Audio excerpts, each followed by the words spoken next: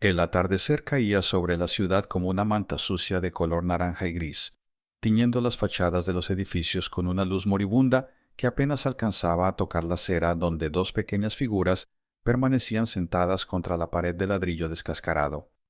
El niño, de 12 años pero con la mirada de alguien que había vivido el triple, tenía las manos ocupadas tratando de atar con un hilo delgado y roto los tallos de flores que habían rescatado del contenedor de basura detrás de la floricultura de la calle Comercio.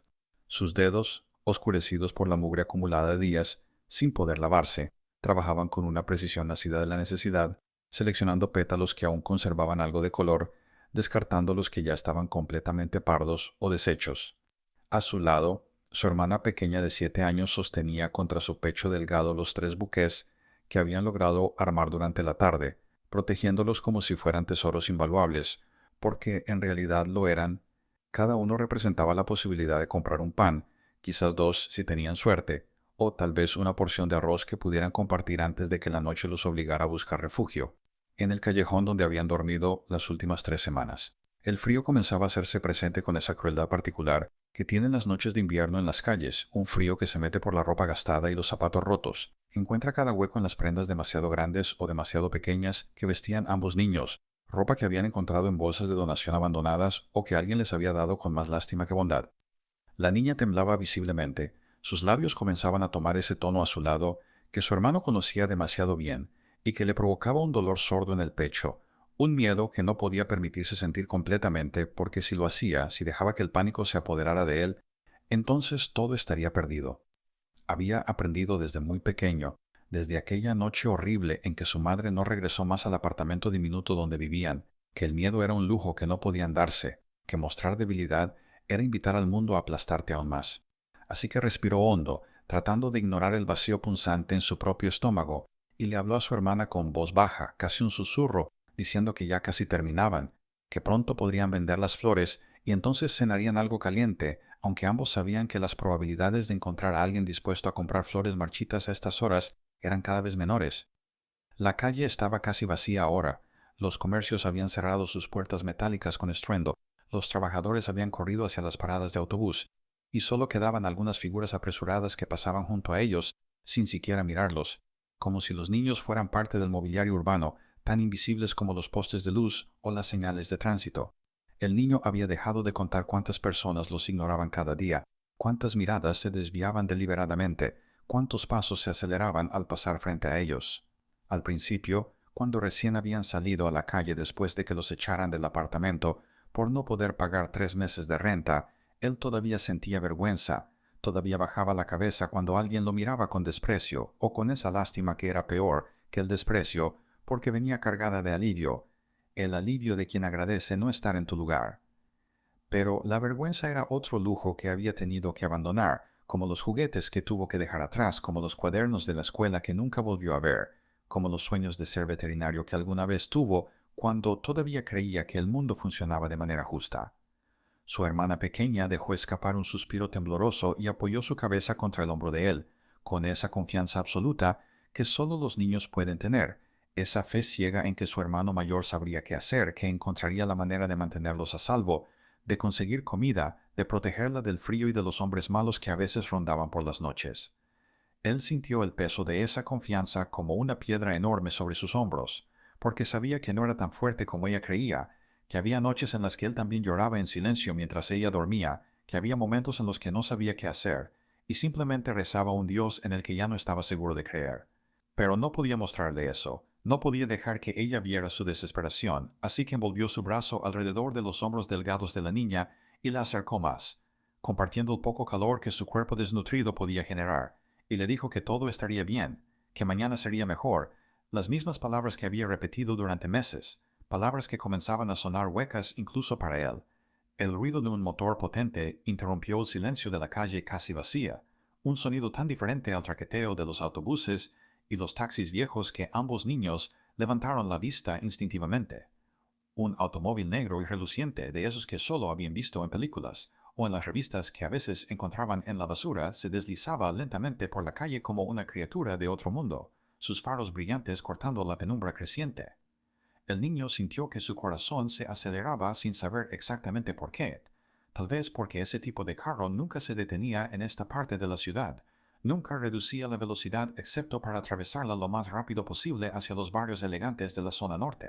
Pero este carro sí estaba reduciendo la velocidad, y para sorpresa y confusión de ambos hermanos, se detuvo exactamente frente a ellos, tan cerca que podían ver su propio reflejo distorsionado en la pintura negra impecable, dos figuras pequeñas y sucias que parecían manchas en un espejo perfecto. Durante unos segundos que parecieron eternos no pasó nada. El motor siguió ronroneando suavemente. Las ventanas polarizadas no permitían ver el interior, y los niños permanecieron inmóviles, sin saber si debían correr o quedarse, si esto era una oportunidad o un peligro. El niño apretó instintivamente la mano de su hermana, preparándose para lo que fuera, su mente corriendo a través de todas las historias horribles que había escuchado sobre niños de la calle que desaparecían, sobre hombres malos en carros lujosos. Pero antes de que pudiera tomar una decisión, la puerta trasera del automóvil se abrió con un clic suave y elegante, y un zapato de cuero brillante tocó la acera, seguido por una pierna enfundada en un pantalón de tela tan fina y bien planchada que parecía emitir luz propia. El hombre que salió del carro era alto, mucho más alto de lo que el niño había imaginado, y vestía un traje que probablemente costaba más que todo el dinero que ellos habían visto en sus vidas combinadas. Su cabello estaba perfectamente peinado hacia atrás, con algunas canas en las sienes que le daban un aire distinguido, y llevaba un reloj en la muñeca que capturaba la luz del atardecer y la devolvía multiplicada en destellos dorados. Todo en él hablaba de dinero, de poder, de un mundo tan lejano al de ellos que bien podría haber sido un extraterrestre. Y sin embargo, ahí estaba, de pie frente a dos niños de la calle, mirándolos con una expresión que el muchacho no podía descifrar del todo, algo entre curiosidad y algo más profundo que no alcanzaba a identificar. Los hermanos se pusieron de pie torpemente, demasiado rápido, casi tropezando en su prisa porque esta era una oportunidad y no podían desperdiciarla. No importaba cuán extraña o intimidante fuera la situación. La niña se aferró a los buqués con más fuerza, arrugando algunos pétalos en el proceso, y el niño trató de limpiarse las manos en su pantalón roto antes de extender una hacia el hombre, ofreciendo las flores con un movimiento que intentaba ser profesional, pero que salió tembloroso y desesperado. La voz de la niña surgió primero, tan suave que apenas era audible por encima del rumor distante del tráfico, diciendo que las flores eran bonitas, que solo costaban 50 pesos cada buqué, que eran frescas aunque ambos sabían que no lo eran, que harían feliz a alguien especial. Sus ojos grandes y oscuros miraban hacia arriba con una mezcla de esperanza y miedo, y el niño podía ver cómo temblaban sus manos alrededor de los tallos atados con hilo sucio. El hombre no respondió de inmediato, simplemente los observó con una intensidad que hizo que el muchacho se sintiera desnudo y expuesto, como si esos ojos pudieran ver a través de la mugre y la ropa gastada hasta el fondo de su alma, hasta el hambre y el miedo y la desesperación que llevaba cargando durante tanto tiempo. Era una mirada que evaluaba, pero que también parecía entender algo, aunque el niño no sabía exactamente qué. Finalmente, el hombre habló, y su voz era grave y suave al mismo tiempo, educada de una manera que el muchacho solo había escuchado en la televisión, preguntando cuántos buqués tenían en total, si esos eran todos, o si había más. El niño respondió rápidamente, demasiado rápido, diciendo que tenían 7 en total, 5 en su mochila rota y 2 que su hermana sostenía, que podía venderle todos si quería, que haría un buen precio por todos juntos. Las palabras saliendo atropelladas de su boca porque sabía que esta oportunidad no se repetiría, que si este hombre compraba todas las flores podrían comer bien esta noche, y quizás mañana también. El millonario extendió la mano, un gesto lento y medido, y la niña le entregó los 2 buqués que sostenía, sus dedos rozando brevemente los del hombre en el intercambio. El contraste era brutal, las manos del hombre eran suaves y cuidadas, con uñas limpias y perfectamente recortadas, mientras que las manos de la niña estaban agrietadas por el frío, con tierra incrustada, bajo las uñas rotas y pequeñas heridas que nunca terminaban de sanar. El hombre examinó las flores con atención girándolas lentamente, y el niño contuvo la respiración esperando el rechazo inevitable, esperando que dijera que estaban muy marchitas, muy feas, que no valían nada. Pero en lugar de eso, el hombre sintió ligeramente, y dijo que quería ver los otros 5 también, que por favor los sacaran de la mochila. Con manos temblorosas, el niño abrió su mochila desgastada, de la que faltaba una correa, y que tenía un agujero en el fondo que habían tratado de reparar con cinta adhesiva encontrada en la calle. Sacó los otros buqués con cuidado, consciente de que cada pétalo que se cayera era dinero perdido, y los colocó en las manos extendidas del hombre. Mientras lo hacía, notó un detalle que le pareció extraño, y fuera de lugar, el hombre sacó un teléfono del bolsillo interior de su saco, un dispositivo elegante y delgado que brillaba con luz propia, y miró la pantalla brevemente. El niño alcanzó a ver gráficos de colores, números que subían y bajaban, palabras en inglés que no entendía, algo sobre cripto y mercados, pero el hombre simplemente frunció el ceño levemente, como si lo que viera fuera una pequeña molestia sin importancia, y guardó el teléfono de vuelta en su bolsillo sin hacer ningún comentario, volviendo su atención completamente a los buqués que ahora sostenía. Hubo un momento de silencio incómodo mientras el hombre seguía examinando las flores, girándolas entre sus dedos, oliendo algunas aunque ya no tenían perfume, y el niño se dio cuenta de que no estaba evaluando las flores en sí, sino algo más. Estaba evaluando a ellos, estudiándolos con esa mirada penetrante que hacía que quisiera esconderse, y al mismo tiempo pararse más derecho, mostrar que era fuerte, que podía cuidar de su hermana, que merecían una oportunidad. La niña había vuelto a aferrarse al brazo de su hermano, medio escondiéndose detrás de él, y el muchacho podía sentir cómo temblaba contra su costado, no solo por el frío sino por los nervios, por la presencia abrumadora de este hombre que parecía llenar todo el espacio disponible con su elegancia y su poder silencioso. Finalmente, el millonario habló de nuevo. Esta vez su voz era más suave, casi gentil,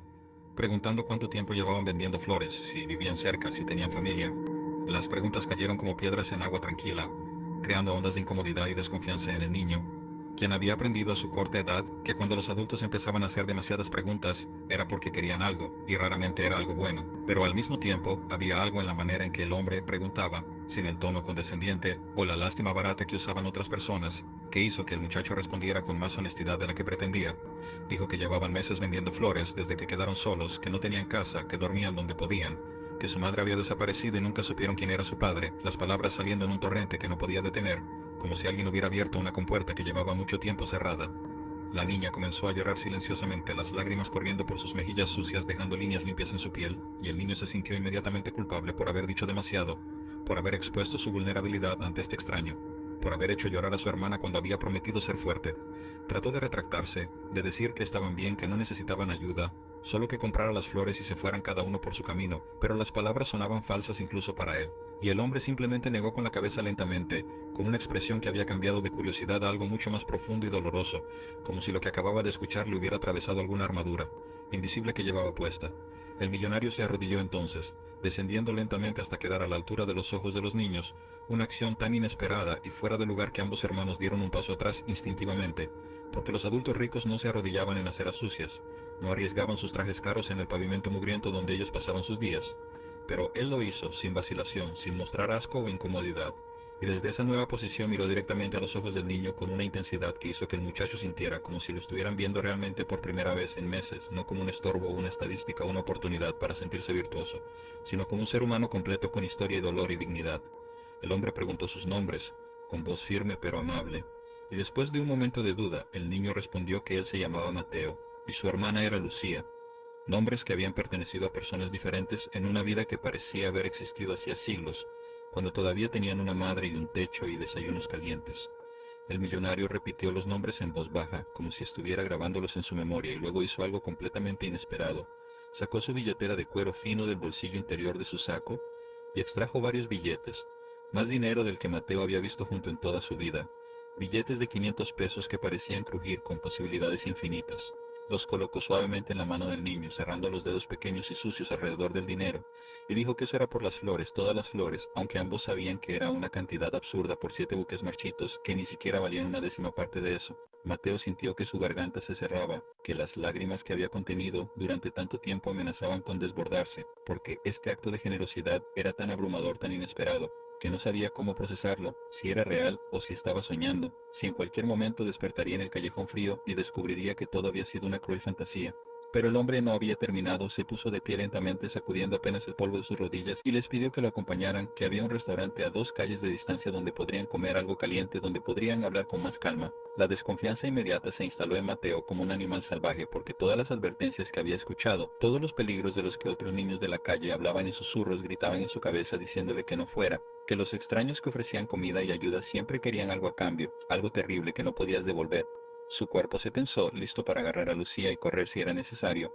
Y el millonario debió notar el cambio porque levantó las manos en un gesto de paz, diciendo que entendía la desconfianza, que no tenía que aceptar, que podía quedarse con el dinero y marcharse si quería, pero que simplemente deseaba ayudar, que había algo en ellos que le recordaba algo importante, algo que había perdido hacía mucho tiempo. Lucía tiró de la manga rasgada de su hermano, sus ojos grandes mirándolo con una mezcla de esperanza y hambre tan pura que Mateo sintió que su corazón se partía, porque sabía que ella estaba pensando en comida caliente, en un plato lleno, en no tener que dividir un pan duro en 2 mitades minúsculas. Y él también tenía hambre, un hambre tan profunda y constante que se había convertido en parte de su existencia, un dolor sordo que nunca desaparecía completamente. Miró al hombre nuevamente, tratando de leer sus intenciones en su rostro, buscando señales de peligro o engaño, pero lo único que encontró fue una tristeza extraña en esos ojos, una especie de dolor antiguo que reconocía porque él mismo lo llevaba dentro. Después de lo que pareció una eternidad, asintió lentamente, su voz apenas un murmullo al decir que irían, pero que si intentaba algo malo, que si trataba de separarlos o hacerles daño, él lucharía, aunque fuera pequeño, aunque no tuviera posibilidades, protegería a su hermana hasta el último aliento. El millonario sintió solemnemente, como si estuviera aceptando un contrato sagrado, y señaló hacia su automóvil diciendo que podían ir en él o caminar si preferían, que él caminaría a su lado, que el carro iría detrás siguiéndolos. Mateo eligió caminar. Necesitaba mantener el control de la situación. Necesitaba saber que podían escapar en cualquier momento si las cosas se ponían mal. Y el hombre respetó esa decisión sin cuestionarla. Hizo un gesto al conductor, un hombre de traje oscuro que había permanecido invisible detrás del volante. Y el automóvil comenzó a seguirlos lentamente mientras ellos caminaban por la acera. Los tres formando una procesión extraña, dos niños harapientos y un millonario impecable avanzando por calles que se oscurecían cada vez más. Durante el camino, el hombre habló, no con el tono condescendiente que otros usaban cuando se dirigían a niños de la calle, sino como si estuviera hablando con iguales, contando que él también había sido pobre una vez hacía muchos años, que había crecido en un barrio donde el hambre era una compañera constante y las oportunidades eran inexistentes. Dijo que había tenido suerte, mucha suerte y trabajo duro, que había estudiado con becas y había arriesgado todo en negocios que pudieran haberlo destruido, pero que finalmente funcionaron, que había hecho fortuna en inversiones y tecnología, en ese mundo de números y mercados que Mateo había visto brevemente en su teléfono. Pero confesó con una voz que se quebraba ligeramente, que todo ese éxito había venido con un precio terrible, que había sacrificado tiempo con su familia, que había estado tan obsesionado con construir su imperio que no notó cuando su esposa se alejaba, cuando sus dos hijos crecían sin él, hasta que un día despertó y descubrió que estaba completamente solo en una mansión enorme llena de cosas costosas, pero vacía de amor. Lucía escuchaba con atención sus pasos pequeños tratando de mantener el ritmo, y en algún momento tomó la mano libre del hombre, un gesto tan simple y natural que hizo que el millonario se detuviera en seco, mirando hacia abajo con una expresión de asombro y dolor, como si esa mano pequeña y sucia fuera lo más precioso que alguien le hubiera ofrecido en años. Mateo observó la escena con sus defensas bajando lentamente, porque había algo genuino en la reacción del hombre, algo que no podía ser fingido, y comenzó a pensar que quizás, solo quizás, este extraño no era una amenaza, sino algo completamente diferente, algo que no sabía cómo nombrar todavía. Llegaron al restaurante, un lugar elegante con grandes ventanales y luces cálidas que derramaban su resplandor dorado sobre la acera, tan diferente de los puestos de comida barata y los comedores populares que eran lo único que Mateo conocía, que el niño sintió inmediatamente que no pertenecían ahí, que entrar sería como profanar un templo. Pero el millonario no vaciló, abrió la puerta y los guió hacia adentro,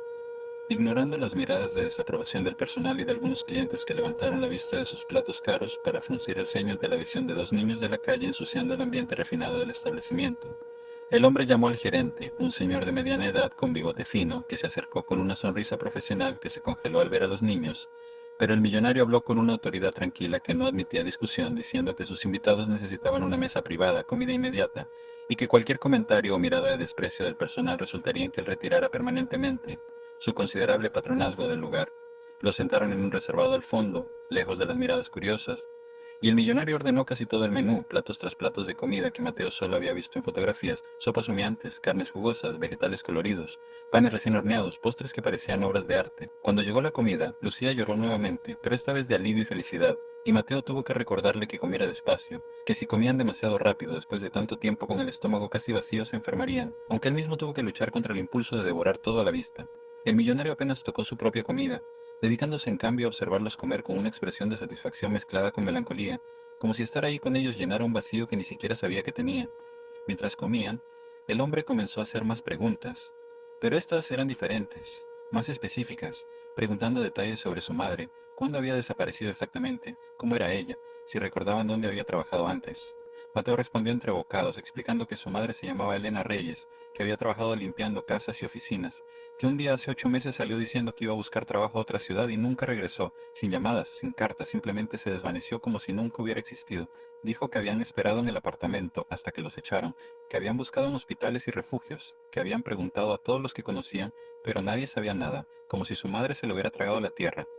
El millonario se había puesto pálido mientras escuchaba, sus manos temblaban ligeramente alrededor de su copa de vino, y sacó su teléfono nuevamente, esta vez con urgencia, desplazándose frenéticamente a través de fotos y documentos. Finalmente encontró lo que buscaba y giró la pantalla hacia Mateo mostrando la fotografía de una mujer de mediana edad con una sonrisa cansada pero amable, cabello oscuro recogido en una cola, ojos que reflejaban años de trabajo duro. La foto había sido tomada en lo que parecía una oficina elegante. La mujer sostenía productos de limpieza y Mateo sintió que el mundo se detenía porque esa mujer era su madre, no había duda, aunque se veía diferente, más feliz de lo que él la recordaba en sus últimos días. El millonario cerró los ojos con fuerza, como si estuviera luchando contra un dolor insoportable, y cuando los abrió había lágrimas corriendo por sus mejillas, lágrimas que no intentó ocultar ni limpiar. Con voz quebrada, explicó que Elena Reyes había trabajado en su casa durante 6 meses, que había sido amable y eficiente, que siempre hablaba de sus 2 hijos con amor infinito, que cada centavo que ganaba lo ahorraba para ellos. Dijo que un día, hace 8 meses exactamente, Elena había sufrido un colapso mientras limpiaba su oficina en casa. Había caído por las escaleras y se había golpeado la cabeza severamente. La habían llevado de emergencia al hospital, pero las lesiones eran catastróficas, daño cerebral masivo e irreversible, y había entrado en coma del que nunca despertó. Murió 3 días después, sola en una cama de hospital, porque él, en su infinita estupidez y egoísmo, nunca había pedido información de contacto de emergencia, nunca había preguntado dónde vivía exactamente, nunca se había molestado en conocer nada personal sobre la mujer que limpiaba su casa más allá de su nombre. El silencio que siguió fue absoluto y devastador, roto solo por los sollozos de Lucía, que no entendía completamente lo que estaba pasando, pero sentía el peso del dolor en la habitación. Mateo no podía moverse, no podía respirar, porque durante 8 meses había mantenido viva la esperanza de que su madre regresaría, que había una explicación, que en cualquier momento aparecería y todo volvería a estar bien. Pero ahora esa esperanza se desmoronaba, se convertía en cenizas, y en su lugar quedaba solo un vacío terrible y la comprensión horrible de que ella nunca había querido abandonarlos, que habían muerto pensando en ellos, preocupándose por ellos, y que ellos la habían estado esperando mientras ella ya no existía. El millonario continuó hablando entre lágrimas, explicando que había tratado de encontrar a sus hijos desesperadamente después, que había contratado investigadores privados, que había buscado en escuelas y registros, pero nunca encontró la dirección correcta porque ella había cambiado de apartamento poco antes de empezar a trabajar para él, y nunca actualizó la información. Dijo que la culpa lo había estado consumiendo durante meses, que cada noche veía su rostro, que sabía que en algún lugar sus hijos estaban solos, posiblemente sufriendo, y que no había podido hacer nada para encontrarlos. Hasta esta noche, hasta que una coincidencia imposible, o quizás el destino mismo lo había llevado por esta calle específica, a esta hora específica, y había visto a 2 niños vendiendo flores, con la misma expresión de determinación y amor que había visto tantas veces en el rostro de Elena cuando hablaba de sus hijos. Mateo sintió que algo se rompía dentro de él.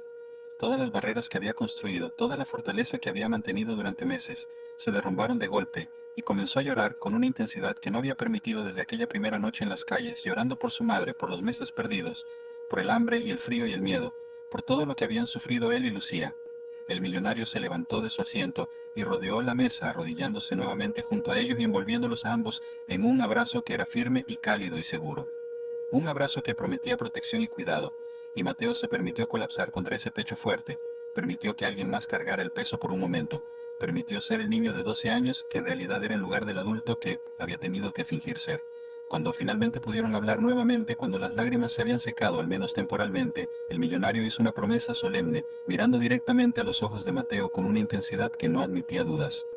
Dijo que no podía devolverles a su madre, que esa herida nunca sanaría completamente y que lo lamentaba más de lo que las palabras podían expresar, pero que podía ofrecerles aún más. Podía darles la vida que Elena había querido para ellos, la vida por la que había trabajado hasta su último aliento. Dijo que quería adoptarlos formalmente, que quería que vinieran a vivir a su casa, que estudiaran en las mejores escuelas, que nunca más tuvieran que preocuparse por comida o refugio o seguridad. No como caridad, no como culpa, sino porque había visto en ellos algo extraordinario, una fuerza y un amor mutuo que le recordaba lo que realmente importaba en la vida, lo que había perdido en su propia familia y que desesperadamente quería recuperar.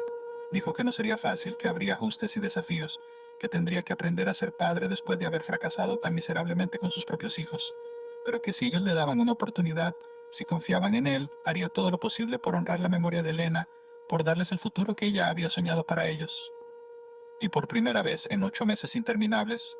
Mateo sintió algo que había olvidado que existía, sintió esperanza, real y sólida y posible, no la esperanza hueca de que mañana sería mejor, sino la certeza de que realmente podría serlo. Miró a Lucía, quien había dejado de llorar, y ahora miraba al hombre con esos ojos enormes llenos de confianza absoluta, la misma confianza que siempre había depositado en su hermano, y supo que esta era la oportunidad que habían estado esperando. la que su madre hubiera querido que tomaran. Así que asintió, su voz apenas un susurro, pero llena de determinación, diciendo que sí, que confiarían en él, que aceptaban, y en ese momento todo cambió. El mundo que había sido tan oscuro y cruel durante tanto tiempo finalmente mostraba una luz genuina al final del túnel.